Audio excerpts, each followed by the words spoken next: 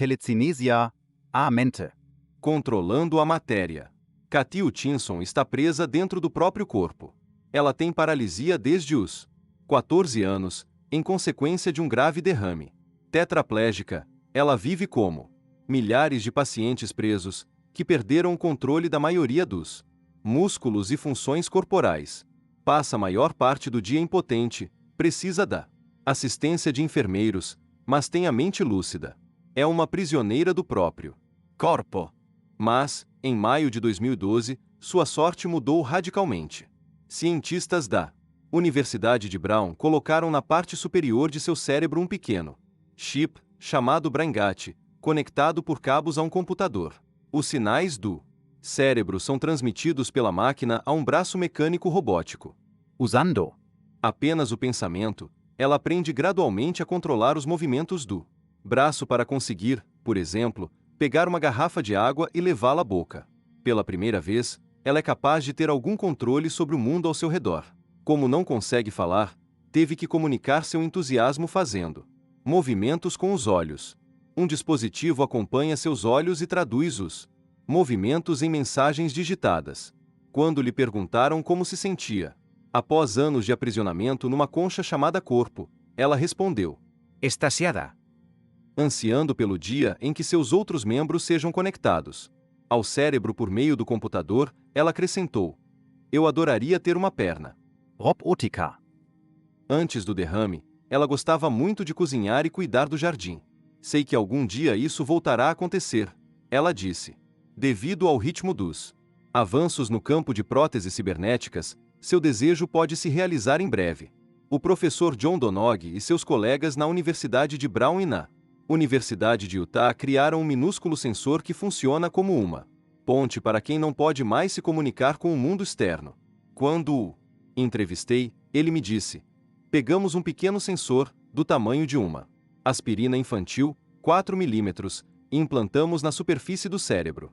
Tem 96 cabelinhos, ou eletrodos, que captam os impulsos cerebrais.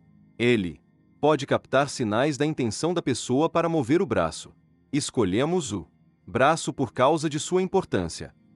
Como o córtex motor vem sendo mapeado minuciosamente há décadas, é possível colocar o chip diretamente sobre os neurônios que controlam membros específicos. O segredo do BrainGat está na conversão dos sinais neurais do chip em comandos definidos para mover objetos, a começar pelo cursor na tela do computador. Donog me contou que faz isso pedindo ao paciente para imaginar o movimento do cursor, por exemplo, para a direita. Em poucos minutos, os sinais cerebrais correspondentes ao ato são gravados. Dessa maneira, sempre que o computador detectar e reconhecer um sinal cerebral como aquele, deve mover o cursor para a direita. Então, cada vez que essa pessoa pensa em mover o cursor para a direita, o computador obedece. Assim se cria um mapa de correspondências exatas entre certas ações que o paciente imagina e cada ato propriamente dito. O paciente passa a controlar o movimento do cursor geralmente na primeira tentativa. O BrainGat abre a porta para um novo mundo de neuropróteses, permitindo que uma pessoa paralisada movimente membros artificiais com a mente. Além disso, o paciente pode se comunicar diretamente com amigos e parentes. A primeira versão desse chip, testada em 2004, foi concebida para pacientes paraplégicos se comunicarem com um computador portátil. Pouco depois esses pacientes estavam navegando na internet, lendo e escrevendo e-mails, e controlando a cadeira de rodas. Mais recentemente, uma neuroprótese foi ligada aos óculos do cosmólogo Stephen Hawking. Como sensor de EEG, esse dispositivo conecta pensamentos a um computador, de modo que ele possa manter contato com o mundo externo. Ainda é bem primitivo, mas com o tempo, os dispositivos com essa finalidade ficarão muito mais sofisticados, sensíveis e com mais canais. Donog me disse que esses avanços podem ter um profundo impacto na vida dos pacientes. Outra utilidade é que se pode conectar o computador a qualquer aparelho torradeira, cafeteira elétrica, ar-condicionado, interruptor de luz, máquina de escrever. Hoje é realmente muito fácil fazer isso, e muito barato. Um tetraplégico que não consegue se mexer conseguirá mudar o canal da televisão, acender a luz, E tudo isso sem precisar da ajuda de ninguém. Virá o tempo em que eles serão capazes de fazer tudo o que faz uma pessoa normal, via computadores. solução para lesões na medula espinhal. Vários laboratórios estão entrando nessa área. Outra descoberta importante foi feita por cientistas da Northwestern University, que conectaram o cérebro de um macaco ao próprio braço, fazendo um desvio, sem passar pela medula espinhal. Lesionada. Em 1995, houve o triste caso de Christopher Reeve, que voava pelos ares nos filmes de Super-Homem, e ficou tetraplégico devido a uma lesão na medula espinhal. Ele teve a infelicidade de cair do cavalo e aterrissar sobre o pescoço, lesionando a coluna logo abaixo da cabeça. Se tivesse vivido mais tempo, poderia ter conhecido o trabalho de cientistas que buscam uma forma de usar o computador para substituir a medula espinhal. Somente nos Estados Unidos, mais de 200 mil pessoas têm algum tipo de lesão na coluna. No passado, essas pessoas teriam morrido pouco depois do acidente, mas, com os avanços no tratamento de traumas agudos, o número de sobreviventes a essas lesões realmente cresceu nos últimos anos. Também nos afligem as imagens de milhares de soldados vítimas de minas terrestres no Iraque e Afeganistão.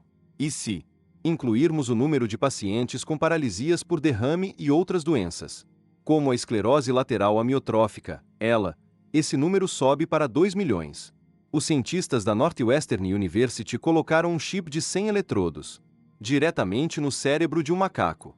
Os sinais cerebrais foram minuciosamente registrados quando o macaco pegou uma bola, levantou-a e a colocou dentro de um tubo. Como cada uma dessas ações corresponde a uma ativação específica de neuronews, os cientistas conseguiram, gradualmente, decodificar os sinais. Quando o macaco queria mover o braço, os sinais eram processados por um computador usando esse código, e em vez de enviar as mensagens para um braço mecânico, enviavam os sinais diretamente para os nervos do braço do macaco. Estamos interceptando sinais elétricos naturais do cérebro, que dizem ao braço e à mão como devem se mover, e enviando esses sinais diretamente para os músculos, diz o Dr. Lee Miller. Por tentativa e erro, o macaco aprendeu a coordenar os músculos do braço. Há um processo de aprendizado motor muito semelhante ao que você passa quando usa um computador novo, um mouse diferente ou uma outra raquete de tênis, acrescenta o Dr. Miller. É notável que o macaco tenha conseguido dominar tantos movimentos do braço, dado que o chip no cérebro só tinha 100 eletrodos. O Dr. Miller observa que milhões de neuronews estão envolvidos no controle do braço. O motivo de 100 eletrodos conseguirem gerar uma aproximação razoável do trabalho de milhões de neuronews é que o chip se conecta aos neuronews finais, depois que todo o processamento complexo já foi realizado pelo cérebro. Sem necessidade de uma análise mais sofisticada, os 100 eletrodos são responsáveis simplesmente por fornecer a informação ao braço. Esse dispositivo é um dos vários que estão sendo desenvolvidos pela universidade para permitir aos pacientes contornar a lesão na medula espinhal. Outra prótese neural usa o movimento dos ombros para controlar o braço.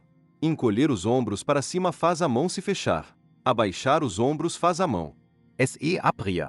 O paciente pode também dobrar os dedos para segurar um objeto, como um copo, ou manipular uma chave presa entre o polegar e o indicador. O Dr. Miller conclui: essa conexão do cérebro aos músculos poderá um dia ser usada para ajudar pacientes imobilizados por lesões na medula a desempenhar atividades do dia a dia e a ter maior independência. A revolução das próteses. Grande parte da verba para essas importantes descobertas vem de um projeto da DARPA chamado Revolutionizing Prosthetics, Revolucionando Protheses, fundo de 150 milhões de dólares que financia esses trabalhos desde 2006. Dos propulsores do projeto é o coronel reformado do Exército dos Estados Unidos Geoffrey Ling, neurologista que serviu muitos anos no Iraque e no Afeganistão. Ele testemunhou horrorizado a carnificina produzida por minas terrestres nos campos de batalha. Em guerras anteriores, muitos desses corajosos soldados teriam morrido no local, mas hoje, com o uso de helicópteros e maior infraestrutura médica para remoção de feridos, muitos sobrevivem, apesar das graves lesões. Mais de 1.300 combatentes retornaram do Oriente Médio. O Dr. Ling se perguntou se haveria um meio científico de substituir esses membros perdidos. Financiado pelo Pentágono, ele pediu à sua equipe para apresentar soluções concretas num prazo de 5 anos. Esse pedido foi recebido com incredulidade.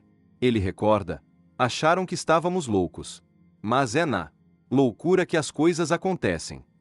Estimulada pelo entusiasmo ilimitado do Dr. Ling, sua equipe fez milagres no laboratório. Por exemplo, o projeto Revolucionando Próteses financiou cientistas do Laboratório de Física Aplicada da Universidade Johns Hopkins, criadores do braço mecânico mais avançado da Terra, que faz quase todos os movimentos delicados de dedos, mãos e braços em 3 dimensões.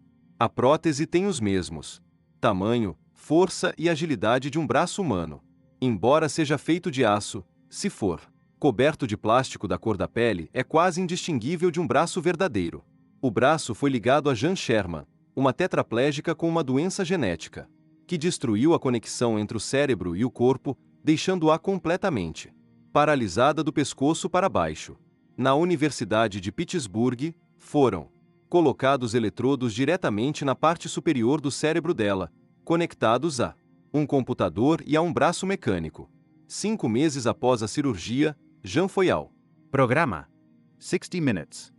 Em rede nacional, ela usou o braço acenando alegremente para o público e cumprimentando o apresentador com um aperto de mão. Cumprimentou-o até com um soquinho de mão fechada para mostrar como o braço era sofisticado. Ling diz: meu sonho é conseguirmos colocá-lo em todo tipo de paciente com derrame, paralisia cerebral e idosos. A telecinesia em nossa vida. Não só os cientistas, mas também os empresários estão de olho na interface cérebro-máquina, ICM. Querem incorporar permanentemente muitos desses inventos a seus planos de negócios. A ICM já penetrou no mercado jovem, na forma de videogames e brinquedos que usam sensores EEG para controlar objetos com a mente, tanto na realidade virtual como no mundo real. Em 2009, a NeuroSky comercializou o primeiro brinquedo com sensores EEG, o MindFlex, criado especificamente para mover uma bola através de um labirinto. Enquanto se usa o EEG MindFlex, a concentração aumenta a velocidade de um ventilador dentro do labirinto para impulsionar a bolinha pelos caminhos. Os videogames controlados pela mente estão começando a estourar no mercado.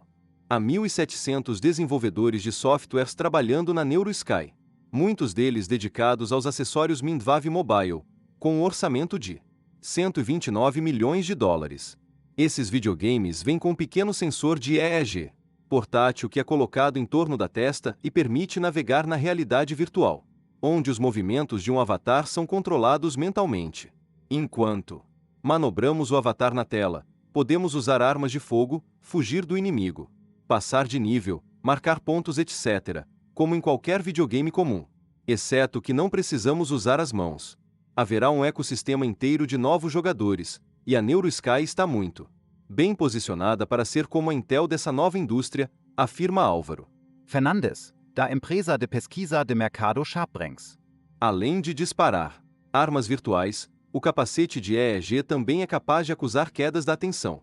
A NeuroSky vem sendo consultada por empresas preocupadas com acidentes de trabalhadores que perdem a concentração enquanto operam máquinas perigosas, ou que adormecem ao volante. Essa tecnologia pode salvar vidas, alertando o trabalhador ou o motorista quando estiver perdendo a concentração. O capacete de EEG pode tocar um alarme quando a pessoa começa a cochilar. No Japão, o capacete já é moda em festas. Os sensores de EEG têm forma de orelhas de gato quando colocados na cabeça. As orelhas se levantam quando a atenção está concentrada e se abaixam quando dispersa. Nas festas, pode ser usado para indicar uma paquera somente com o pensamento, e assim as pessoas sabem se estão impressionando alguém. Mas talvez a maior novidade na aplicação dessa tecnologia seja a pesquisa do Dr. Miguel Nicolelis, da Duke University. Quando o entrevistei, ele disse que acha possível produzir muitos dispositivos encontrados somente na ficção científica. Fusão inteligente de mãos e mentes. Nicolelis mostrou que a interface cérebro-máquina é capaz de atravessar continentes. Ele colocou um macaco numa esteira rolante, com um chip no cérebro do animal conectado à internet. Em Kyoto, no Japão, do outro lado do planeta, os sinais emitidos pelo macaco são usados para fazer um robô andar. AO. Andar na esteira na Carolina do Norte, nos Estados Unidos, o macaco controla o robô no Japão, que executa os mesmos movimentos de caminhada. Usando Apenas os sensores no cérebro e uma guloseima de recompensa, Nicolelis treinou esses macacos para controlar um robô humanoide chamado CB1, no outro lado do mundo. Agora ele está às voltas com um dos principais problemas da interface cérebro-máquina: a falta de sensibilidade. As próteses de mãos atuais não têm sensação tátil e, portanto, parecem estranhas ao corpo. Como não há tato, podem acidentalmente esmagar os dedos de alguém num aperto de mãos. Pegar uma casca de ovo com um braço mecânico é praticamente impossível. Nicolelis espera contornar esse problema com uma interface direta de cérebro a cérebro. Nesse invento, as mensagens do cérebro são enviadas ao braço mecânico que, com seus sensores, devolve as mensagens diretamente para o cérebro, sem percorrer o tronco encefálico. Essa máquina de interface cérebro-máquina-cérebro, ICMC, possibilitaria um mecanismo de feedback livre, direto, permitindo a sensação de tato. Nicolelis começou por ligar o córtex motor de macacos rhesus a braços mecânicos. Tais braços têm sensores que enviam sinais de volta ao cérebro por meio de eletrodos conectados ao córtex somatosensorial, que registra o sentido do tato. Os macacos recebiam uma guloseima após cada tentativa bem-sucedida, e aprendiam a usar esse aparato depois de 4 a 9 tentativas. Para conseguir isso, Nicolelis inventou um código para representar diferentes superfícies, lisas ou ásperas. Ele disse que, após um mês de treinamento, essa parte do cérebro aprende o código artificial que criamos e começa a associá-lo às diferentes texturas. Isso é uma primeira demonstração de que podemos criar um canal sensorial que simula as sensações da pele. Falei com ele que essa ideia parecia o holodeck de Jornada nas Estrelas, em que os personagens passeiam num mundo virtual, mas quando esbarram em objetos virtuais os sentem como se fossem reais. Isso é chamado tecnologia Haptica, que USA tecnologia digital para simular o sentido do tato. Nicolelis respondeu: sim, acho que é uma primeira demonstração de que algo como o holodeck possa ser criado num futuro próximo.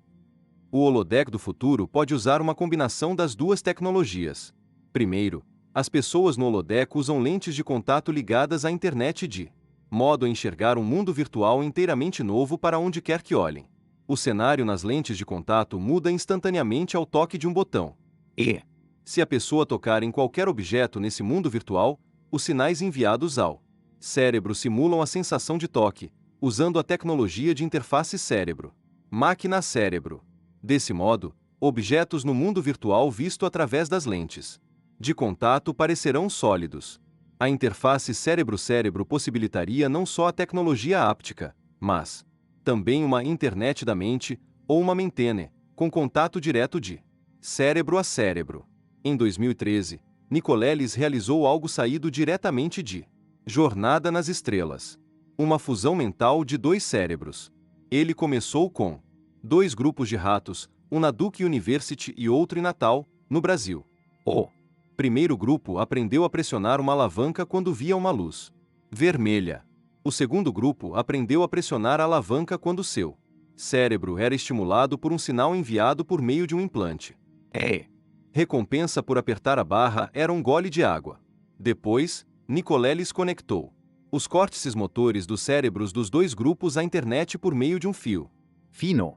Quando o primeiro grupo de ratos viu a luz vermelha, foi enviado um sinal via internet para o segundo grupo, no Brasil, que então pressionou a alavanca. Em 7 de 10 tentativas, o segundo grupo de ratos respondeu aos sinais enviados pelo primeiro grupo. Foi a primeira demonstração de que sinais podem ser enviados e interpretados corretamente entre 2 cérebros. Falta muito para a fusão mental da ficção científica, em que 2 cérebros se fundem em um só, porque o processo ainda é primitivo e a amostra é pequena, mas essa já é uma prova do princípio de que uma mentena é possível. Em 2013, outro passo importante aconteceu quando cientistas foram além dos estudos com animais e demonstraram a primeira comunicação humana direta, cérebro a cérebro, com o cérebro humano enviando mensagem a outro via Internet. Esse marco foi atingido na Universidade de Washington, com um cientista enviando um sinal cerebral, mova seu braço direito, a outro cientista. O primeiro cientista usou um capacete EEG e, jogando um videogame, disparou um canhão, imaginando mover o braço direito, mas tomou o cuidado de não movê-lo. Fisicamente. O sinal do capacete de EEG foi enviado pela internet para outro cientista, que estava usando um capacete magnético transcraniano colocado exatamente sobre a parte do cérebro que controla o braço direito. Quando o sinal chegou ao segundo cientista, seu capacete enviou um pulso magnético ao cérebro, o que fez seu braço direito se mover sozinho, involuntariamente. Assim, por controle remoto, um cérebro humano pôde controlar o movimento de outra pessoa. Essa descoberta abre uma série de possibilidades, como trocar mensagens não Verbais via Internet. Talvez um dia você possa enviar a experiência de dançar um tango, fazer Bungejumping. ou pular de paraquedas à sua lista de contatos de Mail. Não apenas atividade física, mas também sentimentos e emoções poderão ser enviados por comunicação cérebro a cérebro. Nicoleles prevê o dia em que as pessoas do mundo inteiro poderão participar de redes sociais, não usando teclados, mas por meio da mente. Em vez de enviar e-mails, os usuários da Mentene poderão trocar pensamentos, emoções e ideias telepaticamente, em tempo real. Hoje um telefonema transmite apenas a informação da conversa e o tom de voz, nada mais. A videoconferência é um pouco melhor, pois permite ler a linguagem corporal da pessoa do outro lado. Mas a Mentene seria a grande revolução nas comunicações, tornando possível compartilhar numa conversa toda a informação mental, incluindo emoções. Nuances e ressalvas. As mentes poderão trocar seus pensamentos e sentimentos mais íntimos. Entretenimento de imersão total. O desenvolvimento da Mentene poderá também ter um impacto na indústria multibilionária do entretenimento. Nos anos 1920, a tecnologia para gravação de som e imagem em fita foi aperfeiçoada. Isso transformou a indústria do entretenimento com a transição do cinema mudo para o falado. Essa fórmula básica de combinar som e imagem não mudou muito no século passado. Mas no futuro tal indústria poderá fazer a próxima transição, gravando os 5 sentidos, incluindo cheiro, paladar e tato, além de toda a gama de emoções Sondas. telepáticas poderão manejar todos os sentidos e emoções que circulam no cérebro, produzindo uma imersão completa do público na história. Ao assistir a um filme de amor ou de suspense, nadaremos no mar de sensações, como se estivéssemos realmente lá, vivenciando as torrentes de sentimentos e emoções dos atores. Poderemos sentir o perfume da mocinha, o pavor da vítima num filme de terror e o prazer ao derrotar o bandido. Essa imersão implica uma mudança radical no modo de fazer filmes. Primeiro, os atores vão precisar aprender a atuar com sensores de EEG e RMI, nanosondas gravando suas emoções e sensações. Isso trará um trabalho a mais para os atores, que precisarão atuar em cada cena simulando os 5 sentidos. É verdade que alguns atores não conseguiram fazer a transição do cinema mudo para o falado, mas talvez uma nova geração de atores possa atuar com os 5 Sentidos. A edição exigirá não só cortar e colar o filme, mas combinar a gravação das várias sensações em cada cena. E por fim, o público, sentado confortavelmente, receberá todos esses sinais elétricos no cérebro. Em vez de óculos de 3D, os espectadores usarão algum tipo de sensor cerebral. As salas de cinema também terão que ser reequipadas para processar esses dados e enviá-los ao público. Criando a Mentnet. A criação de uma Mentene capaz de transmitir essas informações precisará ser feita em etapas. O primeiro passo é inserir nanosondas em partes importantes do cérebro, como o lobo temporal esquerdo, que controla a linguagem, e o lobo occipital, que controla a visão. Depois os computadores analisam e decodificam os sinais, e a informação é enviada pela internet, por cabos de fibra ótica. Mais difícil seria inserir esses sinais no cérebro de outra pessoa, onde seriam processados por um receptor. Até o momento, o progresso nessa área se concentrou apenas no hipocampo, mas no futuro será possível inserir mensagens diretamente em outras partes do cérebro, correspondentes à sensibilidade ao som, luz, toque, etc. Portanto, os cientistas ainda terão muito que fazer para mapear os córtices cerebrais envolvidos nesses sentidos. Uma vez mapeados os Córtices como o hipocampo, que discutiremos no próximo capítulo. Será possível inserir em outro cérebro palavras, pensamentos, lembranças e experiências. Nicoleles escreve que não é inconcebível que nossa descendência humana consiga de fato reunir a técnica, a tecnologia e a ética necessárias para estabelecer uma mentene funcional, um meio pelo qual bilhões de seres humanos estabeleçam, consensualmente, um contato direto e temporário com outros através apenas do pensamento. O que esse volume colossal de consciência coletiva poderá parecer, suscitar ou fazer, nem eu, nem ninguém hoje, é capaz de imaginar ou expressar. A mentene e a civilização. Uma mentene pode até mudar o curso da própria civilização. Toda vez que um novo sistema de comunicação foi introduzido, provocou uma irrevogável aceleração de mudanças na sociedade, transportando-nos para a era seguinte. na Pré-história. Durante milhares de anos nossos ancestrais foram nômades, andando em pequenas tribos, comunicando-se com os outros por linguagem. corporal e grunhidos. A chegada da linguagem nos permitiu, pela primeira vez, comunicar símbolos e ideias complexas, o que facilitou o crescimento de vilas e, depois, de cidades. Nos últimos milhares de anos, a linguagem escrita nos permitiu acumular conhecimento e cultura através das gerações, possibilitando a ascensão da ciência, das artes, da arquitetura e de impérios imensos. O surgimento do telefone, rádio e TV estenderam o alcance da comunicação a Continentes. Hoje a internet torna possível a ascensão de uma civilização planetária que ligará todos os continentes e pessoas do mundo inteiro. O próximo passo gigantesco será uma mentene planetária, em que o espectro completo dos sentidos, emoções, lembranças e pensamentos será compartilhado em escala global. Seremos parte do sistema operacional. Quando entrevistei Nicoleles, ele disse que se interessou por ciência muito cedo, ainda no Brasil, onde cresceu. Ele se lembra de ter visto o lançamento da Apollo, a Lua, o que capturou a atenção do mundo. Para ele, foi uma proeza espantosa. E Agora, disse ele, seu próprio lançamento à Lua é poder mover um objeto com a mente. Ele começou a se interessar pelo cérebro ainda no ensino médio, onde achou um livro de Isaac Asimov intitulado O Cérebro Humano.